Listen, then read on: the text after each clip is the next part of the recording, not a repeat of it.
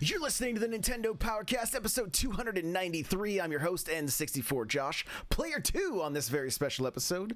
None other than VonnieZuggz. What's going on, buddy? What's up, man? I'm glad to be here. I'm sorry. I love that intro. I loved it so much. He just looked like a deer in the headlights right there for a second. Like, oh, this is happening.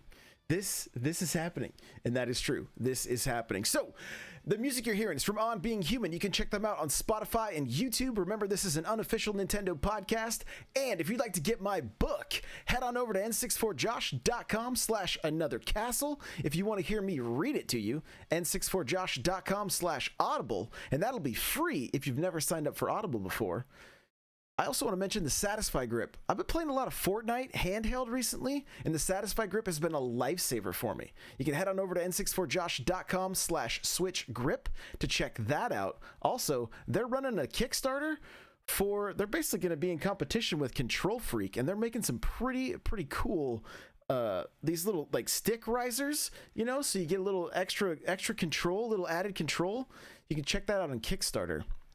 Lastly, I got my store, guys. I've been telling you about my store over and over again, but now it's got Nintendo Switch accessories, kids games that I recommend, must-own Switch games, and all the tools I use for content creation. You can head on over to n64josh.com/Amazon to check that out. With that, let's get to the announcements. Listen! Hey, the Animal Crossing podcast just had a new episode come out. You can check that out wherever you listen to podcasts. Smash Bros. Cast is going strong, and we're starting a Smash Bros. League. So jump into the Discord to find out more info for that. n64josh.com/Discord. We've also got Mario Kart happening Monday and Friday nights on twitch.tv/n64josh. And I gotta tell you guys, I'm still putting out more and more YouTube videos. And it's over at youtube.com/n64josh. I've got Mario Kart, I've got Smash Bros with no commentary, and these are kind of designed for you to put on for your kids or just in the background if you don't want somebody yelling and sounding like a like a crazy person like most YouTubers do. That's what it's designed for. But I've taken it a step further, and I've found some of the coolest places in Animal Crossing, and I'm just recording half-hour sessions of the music, maybe the waves crashing, rain, the waterfalls, the wind in the trees. They're pretty cool. I've had a handful of people reach out and tell me like, yo, this helped me fall asleep. Thank you so much for this. So you can check that out on my YouTube channel as well. And with that, we're going to get into our interview. Vonnie, we met. Let's talk about how we met. Oh, God. Oh, no. How'd we meet, Vonnie? What was the first thing you said to me? You found me on TikTok, and what did you say? Oh, I remember it very well because I felt so bad afterwards because I didn't like I meant it as a compliment, but after I read it back, I was like, oh, that sounded so bad. I commented something like, how do you look 25 and 50 at the same exact time? Yes, that's what he said to me. How do you look 25 and 50 at the same time? And I was like, so I have a very because I never know who's trolling. I never, so I have my usual comeback is really. I'll just come back with really because it's not super aggressive, and it will typically bring somebody back to the comment to question again or to answer again, which then boosts the video in the algorithm. So I'm it's very calculated, all of my responses, but we actually kind of just hit it off. Like we just started chatting. Yeah, no, it kind of just took off from there. And I'm glad you actually talked to me because like I said, I felt like I came off as a dick initially, and that was not the intention. And it was actually a compliment, but it did not come off like that. No, I thought it was great. I got a kick out of it. So, and the rest has kind of just been history. We've been chatting mostly via TikTok and like. Throwing ideas each other's way and just kind of, critiquing videos and you had some stuff just completely pop off. Like, I think when we met, you were at like 25,000 followers maybe. And then it was a while ago. Now you're like 135, right? Like, Yep. it's crazy. It's crazy the way you can just grow so quickly there. So yeah, it's been a short but kind of a fun little ride. We've played a little bit of Call of Duty together. We did some Among Us last night on stream, and that was fun. So yeah, we should do that again for sure. It was a lot of fun. This show is we get to hear about your history with Nintendo, with gaming, and so we're just gonna jump right into it. What's your history with Nintendo specifically? Like, do you have like a console Christmas you can tell us about, or anything like that? Oh man. So actually my very first console was, I think it was the Sega Genesis. It was whatever. Okay, wait a minute. What? Okay. Hold on. Wait. I'm sorry. I misspelled Nintendo apparently, and you thought I said Sega. Okay. No, okay. So the first one was Sega, right? That was because my parents were like blown away by like Sonic's graphics or whatever. But like honestly, none of us really played it much. So they went and sold it, and then that's when we got the Nintendo. And then we all started playing Super Mario, and it just kind of became a family competition to see, who could get further in Mario. And like by like Super Mario 2 or whatever, like I was beating my parents, so that's when they actually quit gaming because they were getting beat by a 6-year-old and they were not happy. So what was it like when they brought that system home? Were you pretty stoked? Like how did that go? Oh man, that was the beginning of the end. It was my sister and I we shared Christmas, and when we got the Nintendo, we just lost it. Oh man, we didn't put that thing down for like a week straight until they like made us get off of it. It was amazing. I mean, and like I said, that was anytime there was, from that point on, anytime there was another console, it was like that was the big expected present, I guess. Yeah, for sure. Now you mentioned like Super Mario Brothers 2. Like, was that one of the main games that you guys played, or were there others on the NES that you were real stoked about? Honestly, mostly the Mario games are the ones we played a lot of. I mean, at least on Nintendo. Obviously, on other systems, it branched off from there. But originally on like the Nintendo and SNES, it was mostly that. There was a couple other games, but I mean, nothing that I truly have good memories of, like I do with Mario. Got you. So I know for me, like, I mean, I got my NES when I was like, 6, right? So I was pretty young. I have tons of good memories with that, but I really feel like the Super Nintendo, by the time I was like a, almost teenager, like 11, 12, 13, around that age, those are some of the games that really, really stick with me. Super Metroid, Super Mario World, Street Fighter 2, Killer Instinct. I mean, just to name a few.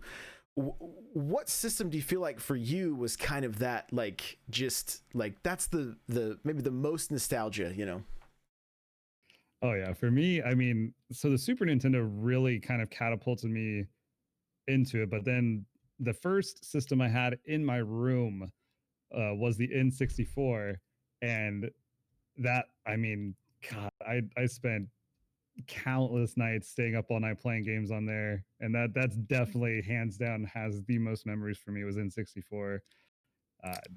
The greatest collection of games that I remember. I mean, just playing with friends, everything, hands down. So we were talking before the show, and I mean, I'm sure you played the staples: Mario Kart, GoldenEye, Mario 64, which I didn't play until like 2 years ago. I finally beat it for the first time. So yeah, I know. Go ahead. You can judge me. It's all good. It's all good. Yeah, I know. Exactly.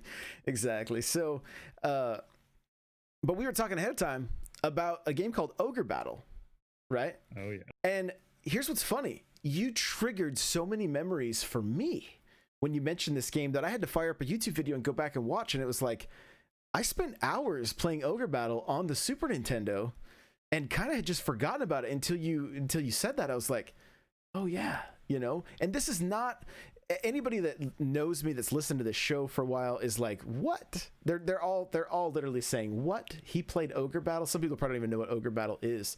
But I mean, it was like a strategy kind of JRPG, like turn-based. But as I'm rewatching the gameplay, I'm like, I loved this. Like I couldn't put it down. I could not put it down. So yeah, it was like one of those first games I really nailed down, sinking a ton of time into it. Yeah, so tell us a little bit about it. Like, what was like? Some people may not even know what Ogre Battle 64 is. It's a very expensive game to go back and try to get now. It's not a cheap game to have in your collection.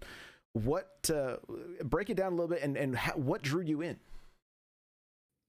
Okay, so it was like really my first true experience with like anything fantasy, really, and there was just something about the amount of things you could do in it, the amount of customization, the amount of like also like the storyline. For some reason, the storyline really drew me in. I mean, the writing was great. Even though, obviously the graphics were, a lot of it were illustrations, and obviously, they weren't anything groundbreaking graphics wise, but the way I don't know, there was just a certain style to it that I just could not put it down. I loved the characters. There was a sense of, the other thing was there was a huge sense of replayability because there were different endings. There were different units you could level up. So there was just all kinds of fun, nerdy stuff you could get into and go back and do again and find out better ways how to do it and all that kind of stuff. Yeah, I wish, like, hearing that, like, I wish I had picked this game up back in the day, right? Like, I would have, I would have loved it. I think there was maybe 2 of them on the Super Nintendo from the sounds of it. Like, there was just Ogre Battle and then something about a Black Queen or something like that also. Yeah, there was, well, because it was kind of I think it was trying to compete with Final Fantasy at the time. I see. And so they had like the tactics version, and then they had March of the Black Queen. One was like kind of free roaming, less about the story, and then like one was more about the story. So I see. Got you. Yeah, so I'm a little bit bummed that I missed it on the 64, but that's pretty cool that you were so into it. So I mean, let's just find out, is the 64 like that's your pinnacle gaming, that's your favorite system out of all the handhelds, everything? 64 is where it's at for you? I mean, yeah, it probably has to be the N64 just because of purely on the amount of time I spent on that system.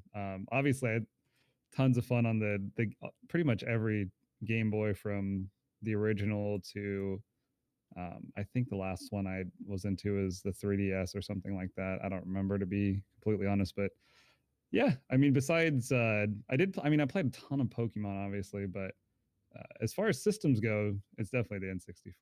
Got it. Let's talk a little bit about Pokemon. I've recently started getting more into Pokemon. I've scored some crazy deals at garage sales with like Soul Silver and Pearl and Diamond, and I mean, getting them for like $5 or $10 each, like really, really cheap.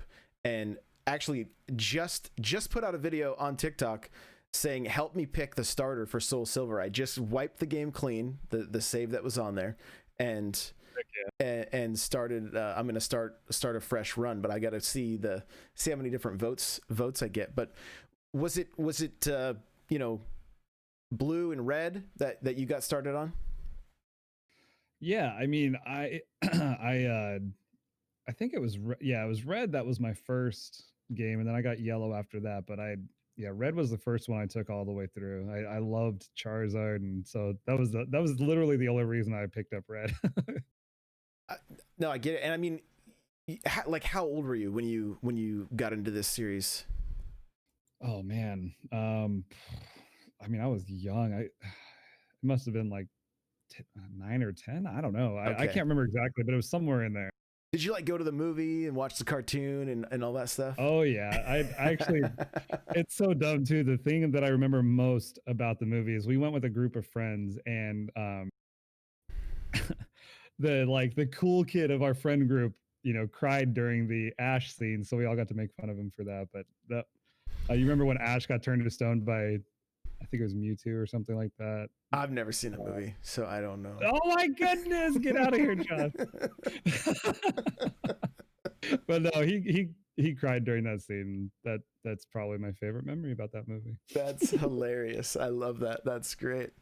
That's great. So here's what's kind of fun for me is talking with people that are a little bit younger, and their connection to Pokemon I feel is very similar to my connection with like Super Mario Brothers. A little bit younger. little bit younger, but or a lot of bit younger. I don't know. So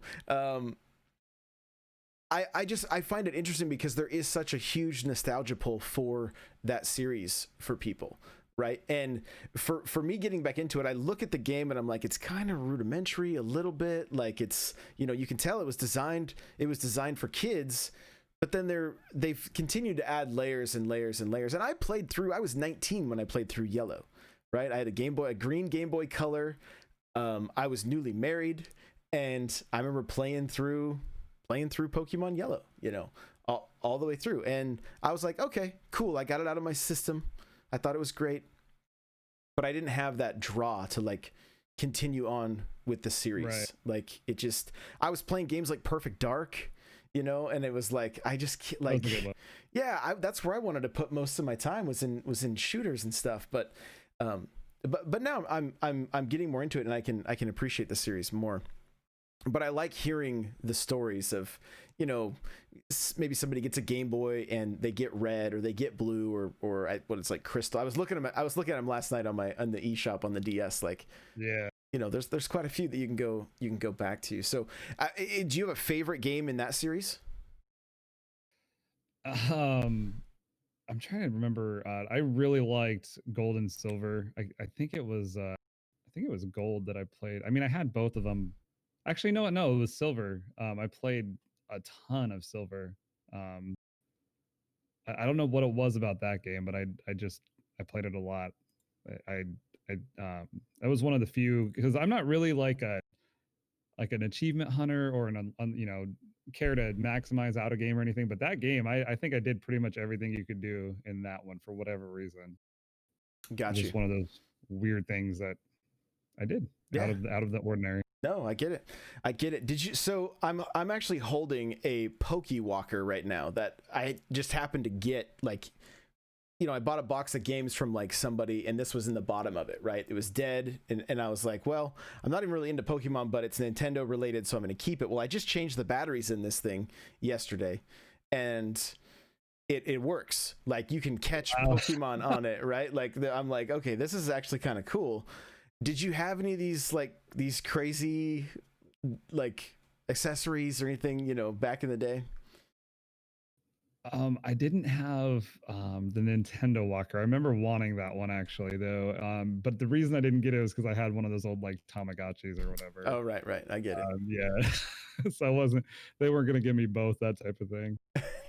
I see. I mean, they're still doing this kind of stuff, right? With the Pokeballs that came out for Let's Go. Like, I think it's great. I think it just adds to the overall immersion and experience of the game. So I'm all about it. But sure. So Pokemon's one of the favorites. I mean, now's the hard question. Are you ready? Okay. Are you ready? Okay. And I have I'll ask this broad, and then I'll be a little more specific depending on the answer I get. But what game, what's a Nintendo game that you haven't played or haven't completed that we are all going to judge you for? Oh, and you got the Zelda series, you got any of the Mario games, What's a staple Nintendo title that Vonnie has missed or didn't complete? Does it matter if it's new or old? No. I mean, you can. If you say Breath of the Wild, I may end the show right now. But you get out of my head, because it's literally the one I was about to bring up. And I really did want to finish that, but like I was really into it. Like, I was getting very into it, and that was kind of when content creation kind of started getting serious on it, and it just wasn't what I was playing for content at the time, so I just kind of dropped it and just haven't gone back and finished it. I think my kids are actually further in it than I ever got. So. Oh yeah, there's definitely judgment happening right now. That's what's your Twitter, so everybody can tweet at you? Oh God, everything's spelled the same. It's at VonnieZuggz. All right, guys. So go ahead and tweet at him to finish Breath of the Wild. Or if you're on TikTok, just make a TikTok, just, telling Vonnie, like tag Vonnie in a TikTok saying, hey, you need to finish Breath of the Wild. It's a must. It is. I know it's a great game. I definitely need to. So I also like to talk a little bit about content creation. And how has that been for you? What's the journey been like for you doing, making videos and doing TikToks, all that stuff? It's been a lot of fun, man. I definitely I've kind of, plateaued out here the last week or so and had to kind of refine my drive because it's easy to let the numbers, kind of dictate how you're feeling. But I think I'm getting back into just enjoying it again. But I've learned a lot, man. Like one thing I always wanted to learn was video editing. And that was one thing I lacked back when I originally tried to stream and whatnot, quite a while ago. And that's been, I think, the most enjoyable part for me has been the editing. And I've actually been doing editing for, other creators and stuff. And it's just been a lot of fun, learning how to actually edit, as close to professionally as possible without, any actual training. You know what I mean? Yeah, and just that honestly, that's been the funnest part. School of YouTube. Yeah, exactly. Yeah. Yeah. No, that's cool. What advice would you give somebody that's maybe thinking about starting up or like you just talked about kind of hitting that plateau where sometimes we hit that wall and we it happens. I think it happens a lot, especially with TikTok, because it's one of those apps that it's like, how come this video has 1 million views and this video has 60? What did I do here? And then it's this constant game of like, well, that I recorded with this, but this one I recorded right here, and that has text, and this one doesn't, and this has gameplay. This is, and it's this constant like struggle of how do I do it? But what's some advice that you'd give somebody in the game right now? Oh man, I have a book. Oh, are you writing this book? Because I'll help you get it out there. I should, but I mean, if we're talking specifically TikTok, Sure. I feel like for one, it is our best and worst. Like it's our best friend and also our worst enemy, right? Because I have friends that are in the millions of followers, and then they'll have a video that hits like 1,000 views, and there's not really a good explanation for it. Right. But and this is the dumbest piece of advice, but honestly, the only thing that is guaranteed to get your videos views is if you have good watch time. I have had, because I am very number oriented. I like to look at numbers. I like to look at ratios, and I've studied everything you can about the TikTok algorithm, and everything I've read is BS. Like it's 100% about watch time. Obviously, there's a tier system to like likes, shares, comments, and follows, all that kind of stuff. But watch time is king, because I've had terrible videos go viral. They had terrible interaction. Their percentages were awful. Mm-hmm. For all intents and purposes, they should not have gotten the views they got. I've had videos get 250,000 views with like 15,000 likes, which is a terrible ratio, but it still got the views because people were watching the video all the way through. Mm-hmm. And then for whatever reason at the end, they didn't like the fact that they watched all of it, but I mean, they still watched it. So if there's anything I can say is learn how to do something called, oh my God, now I'm going to forget the phrase of it. Oh gosh, I was in your head with Zelda, but I can't. No. It's basically like breaking the rhythm of your video. So like a pattern interrupt. There we go. A pattern interrupt is something I've studied, and it's essentially something that actually was originally, or not originally, but something that Mr. Beast does really well. If obviously people know who Mr. Beast is. And all a pattern interrupt is basically rehooking someone throughout the video. So you want obviously your initial hook. And then sometime in the middle of your video, you need to rehook somehow, whether it's something happening in your gameplay or something happening in your pitch. And then obviously you have to have a punchline at the end, because that punchline is going to get people to interact with your video. And I used to be really good about formatting my videos like this, and I've kind of just not done it in a while, but that I think is the only way to guarantee um, somebody not only watching it but then also interacting with it at the end, is having a initial hook, a middle hook, and a punchline. And I think most of the time, if they're good, obviously they, that's how you get maximum potential to go viral on something. Love it. That's great. That's great. Well, let's come back to Nintendo. What are your thoughts on the Switch? You like this system? I know you have at least one, right? You told me you play Smash, a little bit of Mario Kart. You haven't jumped into Mario Kart with me yet, but one day. I don't personally have Mario Kart. I used to play it with Kess. You've met Kess. Oh, yeah. He's a big fan of yours, by the way. I love that guy. He killed me so many times in Among Us yesterday. But we used to do like game nights here and there back when I lived a little bit closer to him. And that's where I played Mario Kart. I don't actually own Mario Kart, but I do love the Switch in general. I think I like that they've kept a lot of, the Nintendo nostalgia even on their modern system. Mm-hmm. I do hope that they do start like whatever new system they do. I hope they start making it a little more of a like to keep up with some of the next gen stuff, like rather it be better graphics or whatever they decide to do. I just want to keep I hope they stay in the race, because they have fallen behind a little bit, but I think their niche is really good. And I do love what they do, and they have a lot of just a lot of that nostalgia shine to it, and it's a lot of fun to play certain games on there. Well, I want to break that down a little bit. Like what is the ideal Nintendo console for you?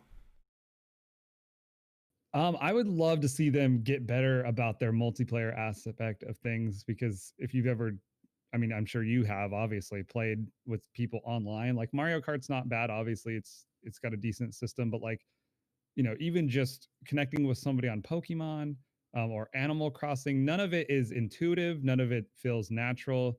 It's always very clunky and very dated feeling when it comes to multiplayer on most of their games.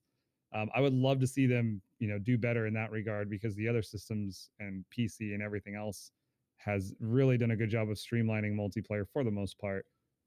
So I'd love to see Switch catch up in that regard. I think that would do wonders for their platform. So you want to see them move it off of an app on their phone and move it into the console itself? Yeah, something integrated, something intuitive, and something that would be easy to pick up. Because I mean, like even like so like Animal Crossing, for instance, right? Like you have to go get your island code and then invite. Like, just give me a friends list and let me invite someone to my island. It should be intuitive. It should be easy, and I think a lot more people, it would make it a lot more user friendly, and more people would pick it up. There are things, especially like Animal Crossing, the dialogue that takes place between you and Orville or whatever, like it's like, yeah. And if you hit one wrong button, you get to start over, and it's like, oh, exactly, no, not again. Not again, so yeah, that definitely happens. But let's talk a little bit more about, like, would you like to see them be more on like the bleeding edge? Like do you think there's room in the market if the Switch was trying to compete with the same like market share that PlayStation and Xbox, do you think?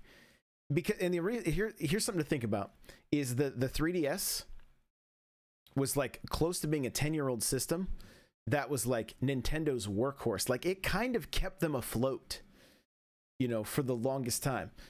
Right. In the grand scheme of things, resolution 240, right? Like frame rates, what's a frame rate on the DS, And then 3D, which was kind of a failed technology, and they slowly went away with it, and yet it still sold well. The install base and the amount of games that sold on that system, kind of unreal, really, and it kept Nintendo going. But would you prefer to see Nintendo trying to compete with, and it's okay if the answer is yes, like I'm really curious. No, actually, I don't think they should directly compete. I think with the way cross platform is evolving, I think they should always have, one foot into that market though. So like, for instance, have it capable to play Warzone. I mean, obviously they did it with Fortnite, but that was only because Fortnite, is very, easy to put on a system like the Switch. But I just want to see them maybe up the performance specs so that it is there. And one thing I'd actually really like to see them do is maybe make a leap into the mobile gaming, because the mobile gaming industry is not only is it huge, but I mean, Nintendo already fits in there. They had, a huge history in mobile. They were the original mobile gaming. So I would love to see them, make a return to that, but stop making a system for it and start, integrating into cell phones. Like cell phones are not going away, obviously. They're only going to get more prevalent. And honestly, mobile gaming is probably, unfortunately, the future of not only gaming, but content and everything else. They need to be diving into that. I mean, some of the biggest games this year are mobile battle royales and stuff like that. And I think Nintendo has all the tools to make that happen. I just would love to see them, dive deeper into that, because like they've been kind of dabbling in it, but most of them have been very crap versions of good games. And I would love to see them dive full on into it, do like a full dev team and actually release some really sweet games on cell phone. That would be awesome. I mean, they have a handful of games, right? They've got Mario Run, they've got Pokemon Go, they've got Fire Emblem, they've got Animal Crossing, Mario Kart. Right, and I think Pogo was the step in the right direction. I really do. As much backlash as that game got, I think that is the direction they need to go in with a lot of their stuff, though. Not just like why not release an actual, not that Pogo isn't an actual Pokemon game, but you know what I mean, like more like they did with Fire or not Fire, Sword and Shield. Sorry, you said Fire Emblem. Yeah, no, I got you. Yeah. But yeah, I mean, more stuff like that. I mean, it would be great, like, because they got to start. I don't know. I feel like they do rely heavily on nostalgia right now, and eventually that generation is going to either move on from gaming or die. And wow, did you just, wow. I mean, I'm part of that generation too, first of all. That feels like a personal attack right there. For the future of it, like you just can't rely on nostalgia forever. Like I feel like I would like to see them get a little more innovative. Obviously, every now and again they release new stuff, but I would just love to see them, keep trying new things, because like I feel like the Switch was a huge win, but maybe step it up again and have the specs a little bit higher so that if there is a big opportunity for a cross-platform game, they're ready for it. And I think that's going to become more prevalent, and I'd like to see it. So I don't have the numbers right in front of me, but Mario 3D All-Stars came out. I believe it's the top-selling game for 2020. Wow, that's pretty impressive. Yeah, I believe. I mean, and I think Animal Crossing, I think it surpassed Animal Crossing. I don't have the numbers in front of me, but it's up there. So they know, and it's not even, the game could have had a lot of extra love, HD remakes to these games, whatnot, right? And then it probably would have like maybe really done who knows what kind of numbers, because there were some people that were like, I've got these games already, I'm not going to repurchase them. But then they also did that scarcity factor where they're like, you know what, we're only going to make this available for a certain amount of time. So now that nostalgia mixed with FOMO, and you've got people opening their wallets left and right. Some people buying multiple copies. Guilty, right? I have one unopened and one that I've played. And I'm tempted to buy it digitally just so that I have it digitally, because it's going away digitally the same time. And so if I'm understanding you correctly, the type of games that you are more into, Warzone, Battle Royales, and we got Apex coming, but how's it going to run? And I mean, right now, is Fortnite the best place to play it on Switch? No. If you have multiple ways to play games, right? If you have a PC, you've got a PlayStation, you've got the Switch. The Switch is really your first party system for the most part, right? Now, I'm playing Fortnite on it just because that's where I have other friends playing. I'm playing handheld on the couch. My wife is all of a sudden into it. We're playing till like 2:00 in the morning some nights, like after all the work's done and the kids are in bed, we're playing Fortnite like crazy people. Right. But no, and I love that, but I'm also playing on a tiny screen compared to like, my monitor or whatever. But the convenience of it is also a factor, right? And so it's cool. No, exactly. And honestly, that's also what I mean as far as like I would love to see them, go into the mobile gaming industry like full like head first and just see what happened, because I think they would make a pile of money at it, honestly. So when you say mobile, I want to break it down a little bit and just make sure I understand. But like, do you consider Fortnite like a mobile game? Like, they have a mobile version, sure, so technically. And for a while, the Switch was pretty much teamed up with mobile players, right? Those were the two. Like, if you played your Switch, you were playing with mobile players and other Switch players. So if Call of Duty Mobile came over, is that more like kind of what you're talking about? Or when you say mobile, are you saying release a full version of Pokemon on the phone so that I don't have to buy the hardware? I think that, because not only, everybody, there's so many people that probably don't even own systems anymore that literally, there's so many people that play strictly on their phones, and I guarantee most of them have a history with Nintendo. So, if they released some like, even if they just recoded, they brought out like Soul Silver or something again for cell phone, or put it on the App Store, Play Store, and all that stuff, they would make money hand over fist, doing something like that. And I don't know. I think it would be a great market for it, because most people are used to playing. Hell, there's so many people that emulate it on cell phone already. And I know we got to talk about emulators, but there's interest is what I'm saying. There's a lot of interest there, and it's the perfect platform for a lot of their video games already. So I think it would be an easy translation. I wonder, seeing the, just the way the gaming sphere is changing, if it wouldn't be a good idea for like the Pokemon company to say, hey, $5 a month gets you access to all your Pokemon games on mobile, right? Up to a certain point, right? Like up until like maybe they wouldn't put the Switch games on there, but everything up until the DS. I don't know if they would work with the dual screen, because of the issues on the dual screen, but maybe you actually play those, instead of your phone being horizontal, you play it vertically. And now you could have both those screens. It'd be about the same size as the DS, and then you'd have access to a pretty vast library, because you could also include some of the offshoot games like the Mystery Dungeon and some of those as well, right? So I don't know. It's an interesting thought. So, well, hey, Vonnie, thank you for taking the time to chat with me today. I appreciate we just decided to do this like last minute, like last night. He was like, hey, we keep talking about doing the podcast. I'm like, yeah, how about tomorrow? He's like, oh yeah, okay, yeah, let's do it. So here we are. We did it. Where can people find you? Everything VonnieZuggz, just same spelling. It's the whole reason I picked the names, because it's available everywhere. So just VonnieZuggz on everything. Got it. Cool. Very cool. All right. Well, guys, you can find me everywhere at N64Josh.